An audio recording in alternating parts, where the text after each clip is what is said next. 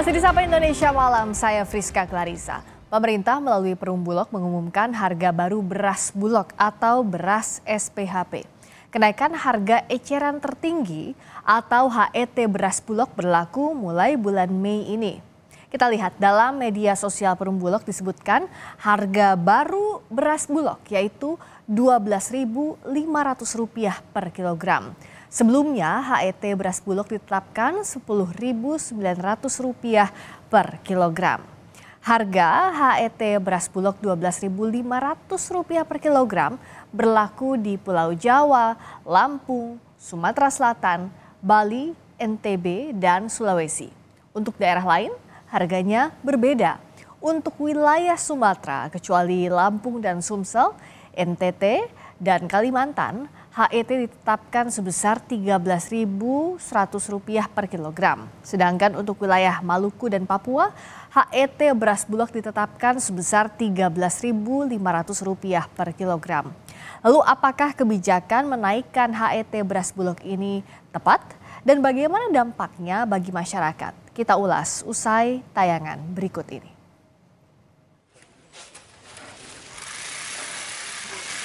Pemerintah melalui Perum Bulog bulan Mei ini menaikkan harga eceran tertinggi atau HET untuk beras Bulog atau beras SPHP menjadi Rp12.500 per kilogramnya. Beras Bulog ini semua dijual Rp10.900 per kilogram. Kepala Badan Pangan Nasional Arief Prasetyo menyatakan biasanya HET beras 2 kali harga gabah kering. Saat ini harga gabah kering Rp6.000 per kilo. Sehingga HET beras disesuaikan menjadi Rp12.500. Agro input dari beberapa produk pertanian kita memang naik, sehingga pemerintah perlu mengadjust, ya, menyesuaikan. Misalnya agro input itu misalnya hari orang kerja naik, ya. Kemudian berikutnya lagi fertilizer kondisinya juga naik. Kemudian sewa lahan itu juga naik. Nah, komponen-komponen ini sebagai faktor pembentuk harga, dan ini yang harus kita adjust, ya, sehingga harga gabah itu yang tadinya Rp5.000 kita adjust menjadi Rp6.000 gabah kering panen, ya. Kemudian harga berasnya yang tadinya Rp10.900 dekat Rp11.000 sekarang Rp12.500. Sementara DPR menyayangkan kebijakan pemerintah menaikkan HET beras Bulog. Kebijakan ini akan berdampak pada daya beli masyarakat menengah ke bawah. Selain itu, kenaikan harga HET beras ternyata tidak berbanding lurus dengan kesejahteraan petani. Kebijakan ini sangat memberatkan, khususnya kepada masyarakat kelas menengah ke bawah, terutama keluarga-keluarga prasejahtera, ya, karena menjadi pukulan dan berdampak terhadap menurunnya daya beli masyarakat dan terhambatnya pertumbuhan ekonomi nasional nanti. Dan kita menyayangkan kenaikan harga eceran tertinggi ini ternyata tidak sejalan dengan meningkatnya pendapatan dan kesejahteraan petani. Justru nilai tukar petani mengalami penurunan 2,18% dari 119 sekarang menjadi 116,7, ya. Sementara pengamat ekonomi menilai kenaikan harga beras akan mendorong kenaikan harga barang-barang lainnya. Karena harga beras itu menjadi salah satu komoditas penting dalam masyarakat, maka dengan adanya kenaikan harga beras, maka akan mendorong kenaikan harga barang yang lainnya. Nah, sehingga hal ini harus diperhatikan bagaimana caranya bisa mengerem agar tidak terjadi inflasi atau kenaikan harga-harga barang secara umum. Harga beras Bulog Rp12.500 per kilo berlaku di wilayah Pulau Jawa, Lampung, Sumatera Selatan, Bali, dan NTB. Sementara di daerah lain, HET beras Bulog berkisar antara Rp13.100 hingga Rp13.500 per kilogramnya. Dalam beberapa waktu terakhir, beras Bulog selalu menjadi incaran warga. Bahkan di sejumlah tempat, warga sempat harus mengantre panjang untuk mendapatkan beras Bulog. Tim Liputan, Kompas TV. Kita ulas soal kenaikan harga beras Bulog ini bersama Deputi 1 Bidang Ketersediaan dan Stabilisasi Pangan Bappenas, I Gusti Ketut Astawa, dan anggota Komisi 4 DPR RI dari fraksi PKB, Daniel Johan. Selamat malam, Pak Ketut, dan juga Selamat malam, Mbak Priska, Daniel. Pak Daniel, selamat malam. Selamat malam, Bu Friska. Selamat malam, Pak Deputi. Sehat selalu. Saya ke Pak Deputi dulu, Pak Ketut. Jadi tadi Kepala Bappenas sudah menyebutkan bahwa ada sejumlah komponen. Tapi kami ingin mempertegas kenapa momentumnya sekarang harus dinaikkan harga berasnya dan juga besaran harganya ini kenapa harus sekarang naiknya? Baik, terima kasih Mbak Priska, Pak Johan. Sebagaimana disampaikan oleh Pak Kabadan, saat ini April Mei ini adalah musim panen. Nah, musim panen itu kecenderungan adalah harganya akan turun. Kemudian akan turun, harga gabah itu akan turun. Dan bahkan gabah kalau nggak kita intervensi bisa mencapai 4.000 sampai 3.900. Ini tidak boleh terjadi. Kenapa? Karena sebagaimana disampaikan oleh Bapak Kepala Badan, bahwa sudah terjadi kenaikan berbagai pihak, berbagai segala macam sudah terjadi kenaikan, baik dari sisi pupuk, tenaga kerja, sewa lahan dan lain sebagainya. Okay. Nah, petani jangan sampai pada saat musim panen ini harganya turun. Oleh karena itu, kami duduk bersama dengan KL terkait, dengan sedulur petani dan lain sebagainya. Kita coba menghitung ulang berapa sebenarnya harga yang wajar, sehingga kami temukan dasar diskusi dengan teman-teman sedulur petani, kemudian asosiasi dan lain sebagainya. Maka harga gabah yang wajar itu di 6.000. Walaupun petani mengusulkan 7.000 sebenarnya. Namun kita coba hitung yang wajar sehingga ketemunya 6.000. Nah, kemudian dari gabah 6.000 itu kita menghitung ongkos produksi dan lain sebagainya sehingga ketemu beras di posisi beras medium ketemunya 12.500, kemudian premium ketemunya sekitar 14.900. Itulah dasarnya kenapa kenaikan harga beras, penyesuaian harga beras itu dilakukan pada bulan April atau Mei ini. Karena untuk menjaga juga jangan sampai harga beras di tingkat petani pada musim panen ini jangan sampai anjlok di bawah apa yang sudah diperoleh oleh petani. Demikian, Mbak. Apa jaminannya bahwa kenaikan harga ini betul-betul akan berdampak kepada petani? Kalau tadi kan dasarnya adalah intervensi harga, itu yang jadi poin utama begitu ya, Pak Ketut ya. Nah, apa yang jadi jaminan bahwa petani akan merasakan manfaatnya dari hal ini? Nah, buktinya pada saat kami rapat-rapat dengan asosiasi AKTI dan lain sebagainya, kami teman-teman penggilingan padi pun menanyakan di mana harga yang murah. Kecuali harga murah yang pernah terjadi adalah berasnya memang, gabahnya memang tidak bagus. Artinya musim panennya harusnya di atas 100 hari, mereka mungkin ada gangguan sehingga di 90 hari sudah dipanen. Itu memang kadar airnya terlalu tinggi sehingga perlu dirafaksi. Namun kalau ada dengan kadar air 15%, kita akan cari di mana harga yang di bawah 6.000. Karena ini pasti Bulog akan menyerap. Sehingga kami sangat yakin bahwa harga 6.000 itu akan dinikmati oleh sedulur petani kita. Demikian, Mbak. Bung Daniel, dari penjelasan Pak Deputi tadi, apakah bisa diterima bahwa ini nanti akan dinikmati petani kenaikan besaran harganya? Ya, makasih Mbak Friska. Nah, yang pertama adalah ya kita berharap kebijakan ini sudah melalui kajian yang mendalam ya, terutama dampak terhadap pukulan berat bagi masyarakat, bagi konsumen khususnya kelas menengah ke bawah, keluarga prasejahtera.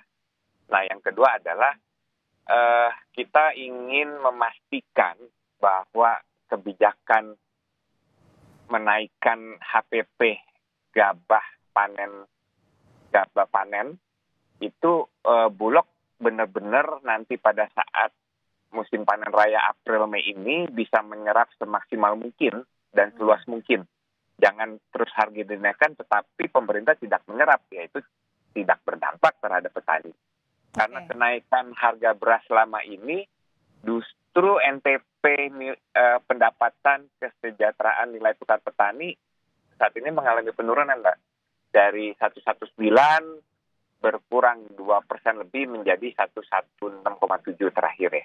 Nah, ini menunjukkan bahwa pengeluaran petani semakin besar, tetapi pada saat yang sama yang mereka dapatkan semakin kecil gitu. Nah, jadi kita berharap kebijakan ini juga bisa dikawal oleh pemerintah untuk memastikan berdampak langsung juga kepada peningkatan dan kesejahteraan petani. Jangan justru petaninya semakin menurun, anjlok, harga jual gabah juga semakin mengalami drop, tapi pada saat yang sama konsumen semakin berat karena itu berdampak terhadap akan berdrop dan menurunnya tuh tingkat daya beli masyarakat. Apalagi kalau misalkan disusul ya dengan kenaikan harga BBM dan lain-lain. Ya, dan bahan pokok lainnya gitu ya. Akan semakin berat. Inflasi akan tinggi nanti. Pak Deputi, tadi ada kritik dari DPR bahwa selama ini kenaikan harga beras tidak berkorelasi dengan kenaikan penghasilan dan pendapatan petani, bahkan datanya tadi disampaikan oleh Bung Daniel turun. Di sisi lain selain petani juga konsumen semakin berat dalam membeli beras yang jadi bahan pokok sehari-hari, yang ditakutkan juga akan ada kenaikan harga bahan pokok lainnya setelah ini. Antisipasinya seperti apa Pak Deputi dan bagaimana menjelaskannya agar clear ke masyarakat? Baik Pak Priska, izin Pak Johan, Pak Denny. Sebenarnya NTP petani pada saat yang tinggi tersebut, harga gabah itu di 7.000 sampai 8.000, Pak Denny. Jadi dari situlah maka NTP-nya tinggi. Nah kemudian kecenderungan, dan kita sudah melihat di lapangan, bahwa pada saat panen April sampai Mei ini, kalau tidak kita tetapkan HPP di 6.000, maka harga gabah itu bisa mencapai 4.200, kembali ke normal, Pak. Nah, kalau itu terjadi, bayangkan petani kita NTP-nya akan jauh lebih turun lagi, Pak. Sehingga kita kaji ulang, kita evaluasi berapa yang wajar dengan tadi sebagaimana disampaikan oleh Bapak Kepala Badan, ada kenaikan sewa lahan, pupuk, ada orang kerja dan lain sebagainya. Sehingga kita menemukan atau mendapatkan harga di 6.000. Nah 6.000 ini pasti karena sebelumnya petani kan dapat 7.000, 7.500, bahkan ada petani beberapa daerah harga gabahnya di 8.000. Nah itulah menyebabkan NTP-nya masih tinggi. Oleh karena itu sekali lagi tujuan Badan Pangan Nasional menetapkan harga APP gabah di 6.000 adalah menjaga agar pendapatan petani tidak anjlok begitu drastis. Kita jaga. Nah, kemudian selanjutnya dengan penetapan harga gabah di 6.000, maka Badan Pangan Nasional sudah memerintahkan Bulog segera menyerap sebanyak-banyaknya hasil panenan petani. Kami juga beberapa kali sudah ketemu dengan teman-teman Perpadi. Teman-teman Perpadi semua siap menyerap dengan harga yang kita tetapkan, bahkan pasti mereka akan lebih. Sesuai dengan yang pertama adalah kualitas. Jadi begini, harga 6.000 itu pasti harus menjaga kualitas. Kualitasnya seperti apa? Yaitu minimal kadar airnya adalah 15%. Itu harus kita jaga agar bagaimana? Kita juga membina petani kita untuk menjaga jangan sampai sedulur petani kita yang selama ini sudah bagus produksinya juga jangan buru-buru melakukan panen. Ada yang beberapa petani kita melakukan panen dengan di bawah 100 hari. Ini juga kita harus banyak ajak kolaborasi, ajak ngobrol sehingga petani kita juga bisa meningkatkan kualitasnya. Itu salah satunya. Kedua, kami juga dalam rangka menetapkan harga eceran di tingkat konsumen sudah memperhatikan perkembangan harga real di tingkat konsumen. Karena rata-rata harga di tingkat konsumen di pasar tradisional itu untuk beras medium itu di atas 12.500, bahkan sudah ada 13.000. Kemudian beras premium pun sudah di sekitar 16.000-an sampai 18.000. Nah, dengan perhitungan dasar ulang, artinya dengan posisi harga gabah 6.000, maka ketemulah angka-angka tadi yang kami harapkan dan kita berharap bahwa tingkat inflasinya bisa kita jaga juga dengan baik. Demikian Mbak Priska. Pertimbangan tadi untuk petani dan konsumennya sudah bisa tepat di jalan tengah belum, Bung Daniel? Apa-apa yang jadi indikatornya bahwa kebijakan tadi bisa berhasil dan tepat sasaran? Ya, pertama yaitu kita ingin memastikan bahwa Bulog benar-benar bisa menyerap panennya petani pada saat musim panen raya nanti April Mei ya dengan maksimal, sehingga kebijakan peningkatan harga gabah panen itu berdampak untuk memastikan tidak semakin menurunnya NTP dari petani ya. Kedua ya kita wanti-wanti justru jangan pada saat panen raya pemerintah melakukan impor, karena rencananya akan melakukan impor 3,5 juta ton kalau yang disampaikan oleh Mendak ya. Itu jangan sampai dilakukan sampai bulan Juni nanti. Setelah Juni baru disesuaikan dengan persediaan dari data persediaan dan permintaan gitu. Nah, yang ketiga tentu harus berupaya benar karena pukulan kalau ini tidak diantisipasi dengan baik, pukulan itu bukan hanya dihadapi oleh masyarakat tetapi dihadapi oleh pemerintah dalam konteks menurunnya daya beli, dalam konteks meningkatnya inflasi, dalam konteks akan beratnya pertumbuhan ekonomi ke depan kalau daya beli berkurang. Karena pertumbuhan ekonomi Indonesia itu sebagian besar masih ditopang oleh konsumsi di masyarakat. Jadi mungkin hal ini yang harus benar-benar diantisipasi oleh pemerintah. Nah, apa yang jadi catatan dari masukan DPR tadi, Pak Ketut, jangan sampai malah ini berimbas pada menurunnya daya beli, termasuk juga menjawab pertanyaan rencana impor beras untuk stok cadangan beras nasional yang dilakukan Bulog ini kan masih akan terus berlangsung. Apa yang jadi barriernya agar daya beli masyarakat tidak berkurang? Pertama, untuk importasi, kami sudah meminta Bulog untuk meng-hold. Artinya tidak boleh ada masuk barang, tidak boleh melakukan importasi selama musim panen. Itu prinsip itu. Karena apa? Karena Bulog harus mengutamakan serapan dalam negeri. Sebagaimana sebenarnya tertuang di dalam penugasan-penugasan Kepala Badan Pangan kepada Bulog. Jadi setiap penugasan ini sudah tercantum bahwa serapan dalam negeri menjadi hal yang utama. Itu prinsip, sehingga pada saat panen April-Mei ini pasti pemasukan dari luar negeri tidak boleh masuk ke dalam wilayah Indonesia. Itu prinsip yang pertama. Yang kedua, bagaimana pola kita menjaga kekuatan daya beli masyarakat. Sekali lagi, Badan Pangan Nasional ada 2 langkah. Yang pertama adalah bagaimana menjamin kebijakan harga ini nyaman bagi petani, karena tujuan dan cita-cita bangsa Indonesia kan adalah swasembada pangan. Artinya kita di hulu senangkan dulu mereka, nyamankan dulu orang berproduksi sehingga harapan kita untuk swasembada akan bisa terjadi. Nah, di hilirnya pemerintah sudah menyiapkan dan sudah berjalan selama 2 tahun, bantuan pangan sedang berlangsung bagi 22 juta KPM. Ini salah satu upaya pemerintah untuk menjaga daya beli juga. Baik. Di samping juga pemerintah juga melakukan intervensi-intervensi dalam rangka pelaksanaan gerakan pangan murah dan lain sebagainya. Ini adalah bagian daripada upaya menjaga daya beli bagi masyarakat yang terdampak, khususnya bagi seluruh kita yang ada di yang sangat memerlukan. Demikian, Mbak. Yang harus diawasi pertama harus didapatkan manfaatnya untuk petani dan juga agar masyarakat tidak kehilangan daya belinya. Kita tidak berharap ada inflasi dari kebijakan ini. Terima kasih atas waktunya dan penjelasannya. Deputi 1 Bidang Ketersediaan dan Stabilisasi Pangan Bappenas, I Gusti Ketut Astawa. Terima kasih Pak Deputi. Juga anggota Komisi. Selamat malam, Mbak Priska. Selamat malam. Terima kasih juga Bung Daniel Johan, anggota Komisi 4 DPR RI dari fraksi PKB. Selamat malam, terima kasih.